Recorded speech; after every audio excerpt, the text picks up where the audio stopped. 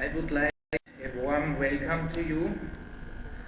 I'm delighted that this conference is taking place in India, and that in spite of the pandemic and economic crisis, so many of you are here in person. In this period, please allow me to say a few words about my first visit to India, which took place nearly 43 years ago in August and September of 1980. As students, my traveling companions and I had a small budget but plenty of time, and therefore we took the train from Mumbai to Kolkata. The ride lasted 36 hours and left me with very special initial impressions of the vastness and diversity of the country. After Kolkata, we visited Darjeeling and its famous tea estates before proceeding to Varanasi, the holy city on the Ganges. There it was hot and humid and the river was heavily polluted. But nevertheless, in this most spiritual of cities, enchanted me. After Varanasi, we moved to Khajuraho, Delhi, Agra, Jaipur, Udaipur and Panaji in Goa. And in the process, I acquired a wealth of memories regarding the multifarious nature of the Indian subcontinent. Nonetheless, despite this initial journey and various others that have followed, I still have the feeling that I know very little about India. However, of one thing I am absolutely certain, and that is that my fascination for this country remains as strong as ever. Therefore, my next private trip in a few months' time will take me to new destinations and familiar places such as Varanasi. There, I look forward to reliving the singular ambience of this sacred city.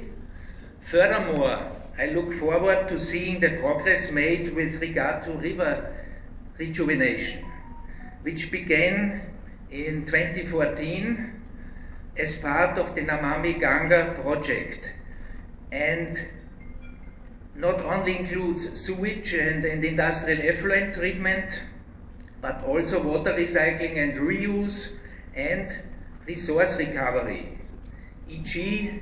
in Chachmao, Kanpur, upstream to Varanasi. However, happy Pongal to all of you, and happy Sankranti, which is celebrated all over the country during this period. It's basically a harvest festival, and again, my compliments and good wishes for prosperity and good health to all of you.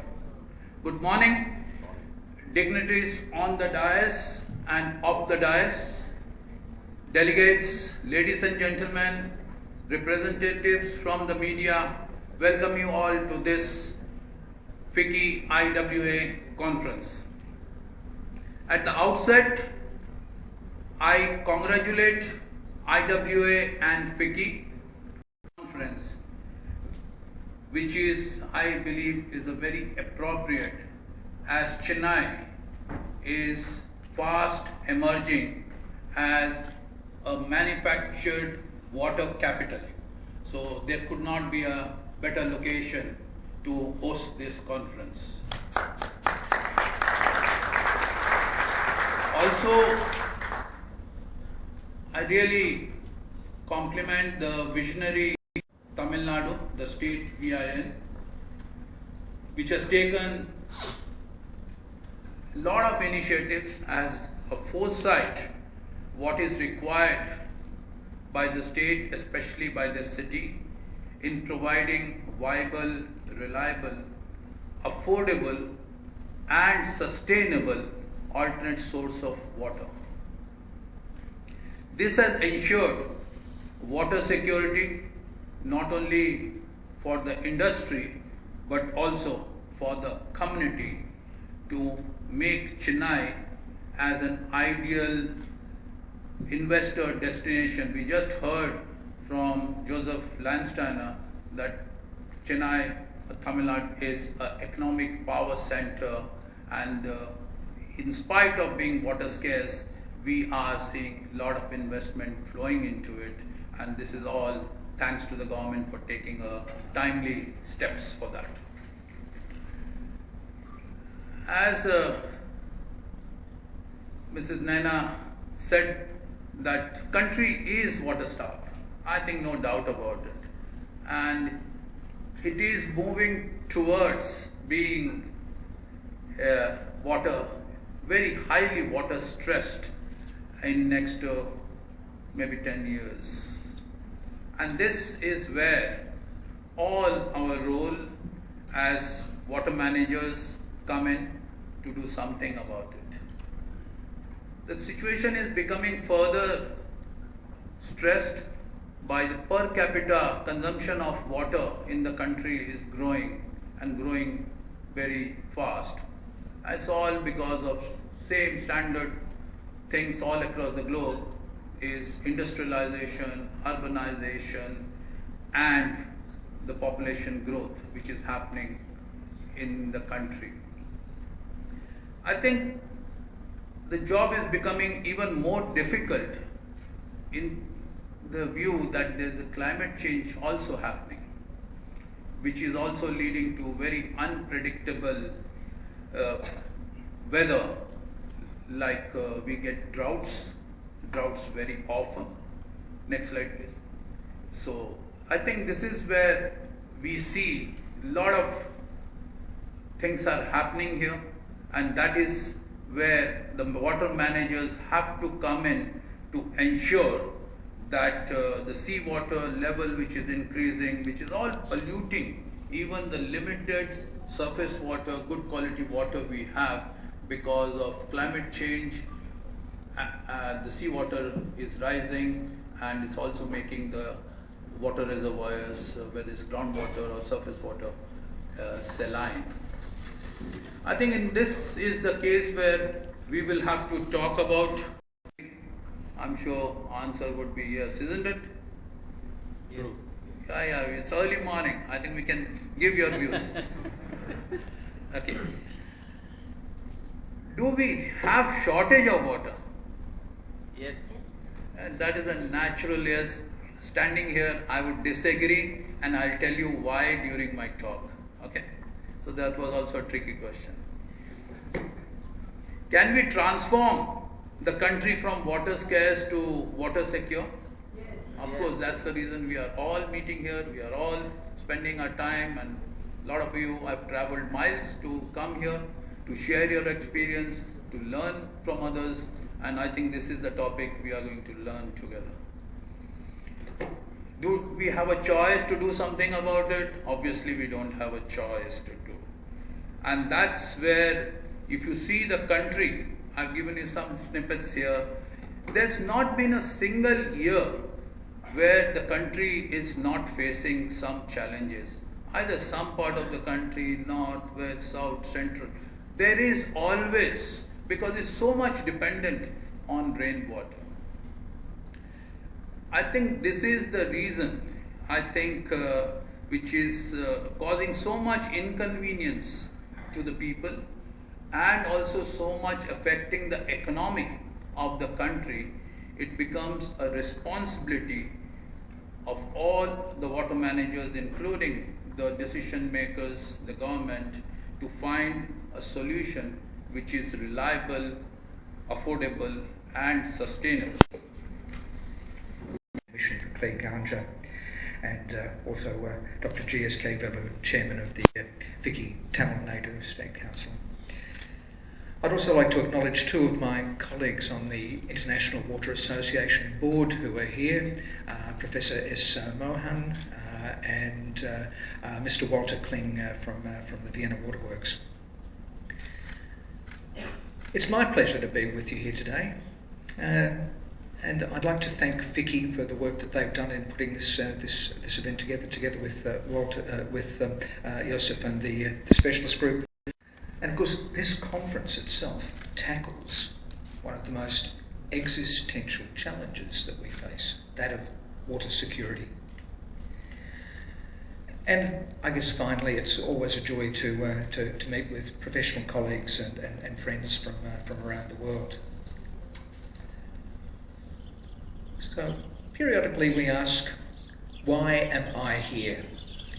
Now, this is not the deep spiritual question on the meaning of life, but rather, when I'm here in a room full of experts, what do I bring to the discussion?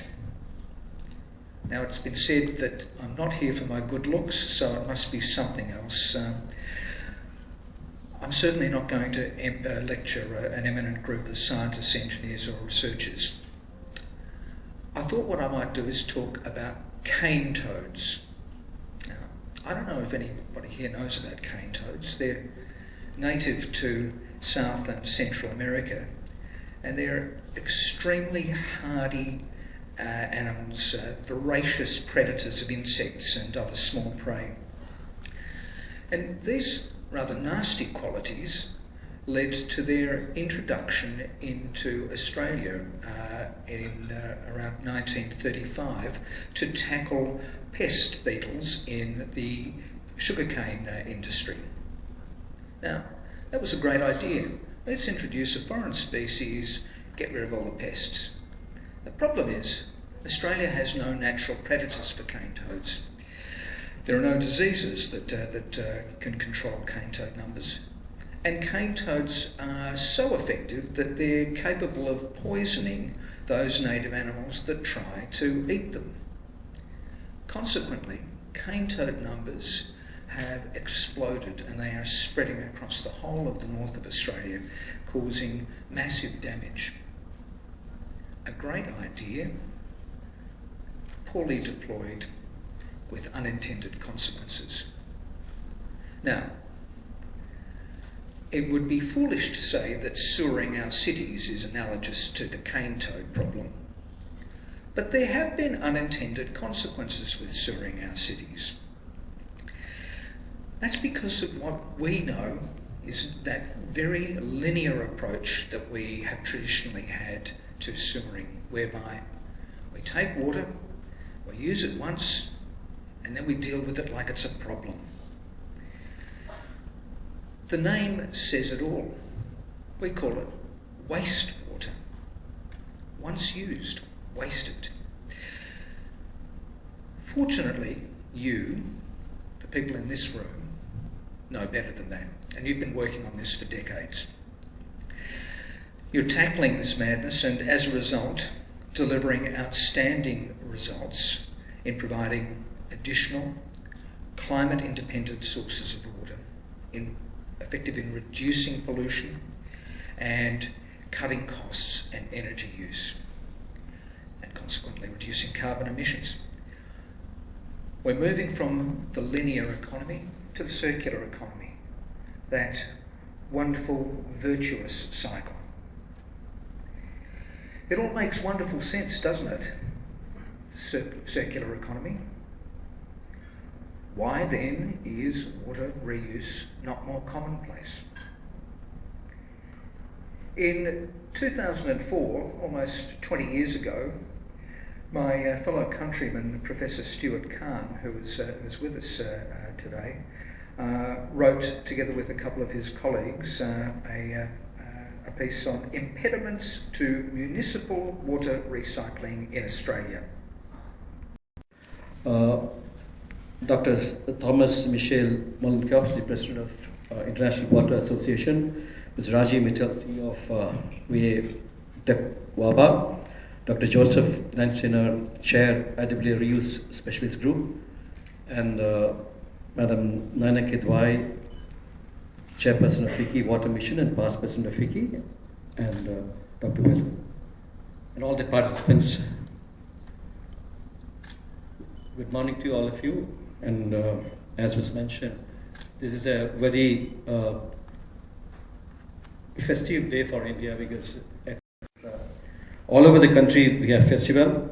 To the foreigners, probably it may sound strange, but India, we have lots of festivals every month. And this is one of the festivals which is celebrated throughout the country with a lot of fervor, primarily dedicated to farmers and hence, I would say, to the water. I was in Denmark in September to attend the IWA meeting, the high-level summit partnership for smart livable cities. Denmark, very interesting conference on involving water and city. Now, if you get into the water field, you will see how much aspects of water is there. I always say water and the water management is it's like the blind man and the elephant.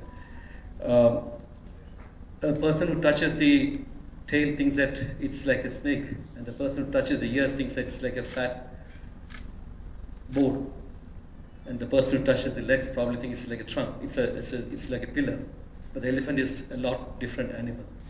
That exactly is the case in water because there is water associated with drinking water. There's water associated with agriculture use. There's water associated with reuse, industrial use, and the person who is handling that generally tends to work in silos, and that's why probably we fail to see the elephant as a whole, as a one animal. And that's exactly what's the problem which we face in India. India, as Mr. Ravi was telling, is a water scarce country, but I would have a lot of optimism that yes, we have recognized and realized the importance of water, and we have sort of found out the main problem, how to solve it also. Because we get sufficient rainfall, though there is a temporal spatial variation. But the biggest problem, two biggest problems which we have identified in India is one is, it's easy to say, water management. Because we have sufficient quantity of water, but we probably do not manage the water properly. So first and most important is demand and supply side management. Water governance is another issue which we have to take it up. If we can probably handle these two issues, probably most of the water issues in the country can be solved and very easily said than done. That's why I would say that the Prime Minister Modi has really made a lot of difference in the water sector. Now, I heard Joseph Lanchana telling that he had traveled India in the 1980s, and I'm surprised to probably he would have seen more India than many of us because he would have traveled entire country, and he said he traveled from Mumbai to Chennai in 36 hours. But now, without the pun intended, it is a modified India here.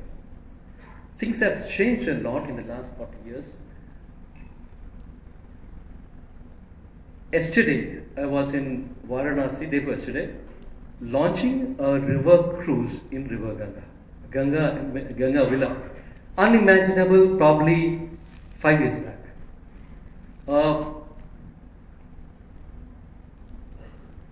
18-suit, 51-day, it's an 18-suit ship, 51-day, 3,200 kilometer world's longest river cruise was launched by the Honorable Prime Minister. Unimaginable, maybe 2 years back. Michael Molenkov, President, for hosting this conference, first time in India, that too in Chennai. And of course, he did talk about the the difficulties in Chennai and also positives about Chennai. Both of them talked about it. But I would say please visit our East Coast line and also take all these conference participants to show a little bit of Chennai. I hear it's a 5 days of conference and you will have time to explore Chennai. Our sea lines, our coastal lines are extremely pretty, and our food is good. And above all, the people from Chennai are very hospitable. I hope all of you agree to that. And next, I think Mr. Rajiv Mittal, the CMD of VA Tech Wabar, gave a very good presentation For me, as a layman who knows water a little bit, I think his presentation was very apt, and he could say why we need to start thinking now. While we have actually, for me, I have heard more about pollution, more about climate change than about water conservation. So I think time has come where I think water conservation is also taken very, very seriously. And we had a very enlightening talk from Mr. G. Ashok Kumar, the Director General, National Mission for Clean Ganga, Department of Water Resources, River Development and Jal Jeevan Mission, Ministry of Jal Shakti, Government of India. And we are very, very glad to hear from you, sir. The Government of India is taking so much steps to really conserve water and also make India a water secure country. Because we know when we want to become a developed economy, when we want to become a $5 trillion economy, water will become one of the most sought after natural resources and the national resources too. And with that, I think we will be able to march forward with our economic growth when we know that water is secure for us. And my special thanks to Ms. Nainalal Kidwai, the chairperson of FICCI Water Mission and past president of FICCI. And I especially thank her for hosting this conference and choosing Chennai along with IWA for hosting this conference. And I'm sure she is spearheading the water mission initiatives within FICCI. And I know her, I worked as a co-chair, even she was the president of FICCI, and she is one of the most dynamic entrepreneur lady, the banker which we have seen in India. So I would thank her for coming here and gracing this occasion. Everyone has rightly mentioned the importance of water reclamation and use of how climate change is linked to water security in their speeches. Water reclamation and reuse is the need of the hour. We heard successful stories of water reuse for non-potable purposes and for other uses from India as well as world, which are really enriching. Mr. Ashok Kumar's talk particularly talked about dolphins in Ganga. Somebody who has gone on river rafting, I'll be looking forward to that, sir. I have done actually river rafting in Ganga many times, never saw one dolphin. Hopefully we'll be able to see dolphins more often now.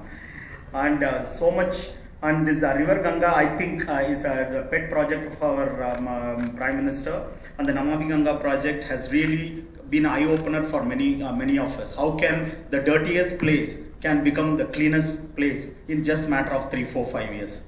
So I think when there is a will, there is a way. So I think we all of us work together. I'm sure we can not only look for quality of water, quantity of water to be improved, but the quality of water to be improved across India. Water is often overlooked in the climate change debate. When we look at the physics of climate and water, climate is driven by radiation from the sun and heat and by water.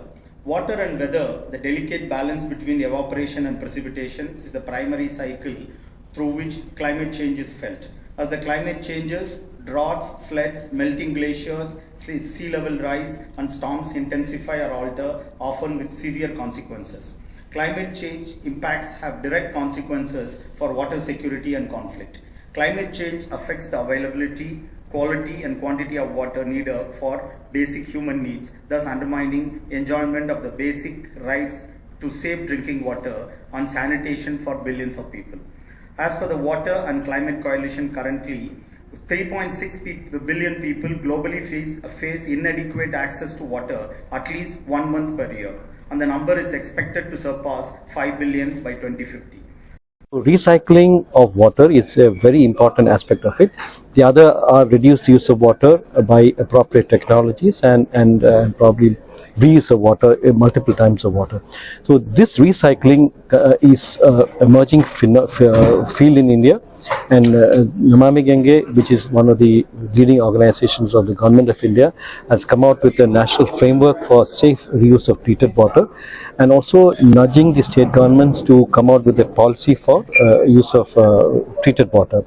There are issues associated with this, including the availability market for treated water, behavioral change, and the social aspect associated with this. This has to be addressed. But then, unless we look this as an opportunity for the circular economy, we will not be able to achieve our dream of $5 trillion economy and being a developed nation. This is one such event where people from all over the world have come, and they are presenting their success stories, their technologies, to the people in our country, and then our entrepreneurs would definitely look at it and then make it proper investments in the country. Thank you. How is the Tamil Nadu is performing on this? Tamil Nadu is one of the very leading state government on water sector. It started the rainwater harvesting structures almost 20 years back, and also the desalination plant is here. Many water recycling units, particularly E-Road and other areas, it's all functional here. So we have a lot of good examples of very important initiatives taken up by the Tamil Nadu government, and we appreciate that, and we are sending people to study of these type of initiatives here. So from FICCI's perspective, I chair the Water Mission at FICCI. We are truly excited by the opportunity our government is providing for entry of industry into this sector. You will have heard today the huge initiatives that are happening in terms of the funding that is coming forward and the sovereign guarantees that the programs that our Director General of Namami Ganga, Mr. Ashok Kumar, talked about, where the sovereign guarantee encourages industry to come in and de-risks this. So I'm hoping that we will see Tamil Nadu industry and national industry level companies come in to invest in what we need to do in terms of treating water, wastewater, to be really a wealth provider for the future. We can use this water, we should pay for this water, and indeed as citizens we should ensure that the water we are using is recycled and reused every day. So we all have a role. It's not just industry. I think the water scarcity we face in this country is one which is showing that if we continue on our old trajectory, we are going to be one of the most seriously water-stressed nations in the world. It's inexcusable because we have enough water. We have these beautiful rivers of ours, which the effort under the Namami Ganga program is to resurrect, to clean, and to ensure that we can use this rich natural resource we have in a way that helps us. And it can only happen if we treat, recycle and reuse. And this program that was indeed charted by the Prime Minister is, I think, very, very critical. If we achieve in this whole reuse, recycle and treatment of water what we have achieved through the Swachh Bharat mission, and Swachh Bharat mission showed the way. In 5 years, we enabled access to toilets to go from 40% to 98%. We are now looking at treating this sewage. On that journey, 50% or thereabouts is under treating, and a commitment to treat right up to that 100% is there. We need absolutely the same passion, the same attention in this whole area of water reuse. And I have no doubt that under the leadership of people like Mr. Ashok Kumar here and others that have been designated in the Ministry of Jal Shakti, that we will see this entire focus. And industry is a very important partner and will commit to be part of this journey. And indeed, under the Lighthouse Initiative at the Ministry of Jal Shakti, we have the first 75 Gram Panchayats linked with industry that have been announced as partnerships to ensure Swachh Bharat's agenda of a clean India and provision of water and treating of water in these districts has happened through this partnership of industry. And 75 Gram Panchayats is nothing in the full context of the nation, and we are looking at more such partnerships where companies come forward and partner with districts in order to take forward this agenda. So industry remains, I hope, a very important partner to you as you go forward. What has happened to the linking? Ken Betwa project have started. So where, see, this is a inter-state issue. Under this, both the state governments involved. So Time of Nehru. yes, but then it is there. But then it is. We have started the first interlinking. Ken Betwa has been started. Then the process is on. So it's actually it's a state subject. So states has to agree to that project. Madam, how many villages in Tamil Nadu? Please go there 8 Gram Panchayats at this level to start with. But see, for every 8 that happen, they set the example for all the Gram Panchayats to come forward. So it will happen very quickly. This announcement only happened now 3 months ago. And the scaling up will be geometric once we show the way. That it's a complete cycle. There you have to ensure that preservation of water bodies, that you use or reuse grey water, household water from bathing, household water which requires very light treating, can be reused by the village for horticulture, for agriculture. The fact that you do not waste, and the government's own program of provision of water in terms of tap water at every household is all part of this exercise. So it's a very exciting program, primarily for rural India right now. Okay, one more. Around the world, coming here to learn the Chennai water story and to learn what India has to offer from an academic and from an industrial perspective. So I think that the opportunities are great. Water, as we all know, is such an existential issue, and the idea that we can get away with only using it once and then throwing it away is no longer tenable. The beauty of water reuse is that we can solve problems of pollution and also give ourselves an additional climate independent source of supply for industrial and urban uses. So it's a beautiful outcome. Thank you. And FICCI together is very proud to host this IWA International Conference in Chennai. You know, all of us know Chennai is a water scarce city, and we need a lot of ideas and suggestions how to become water secure. Both Government of India and Government of Tamil Nadu is doing their best, and particularly past few years we are fortunate we don't have too much water scarcity, but we cannot be remaining in past laurels, and we need to start getting prepared so that Chennai can ever become a water secure state and a water secure city. So for that, I think conferences like this IWA conference, that International Water Association's international conference, is happening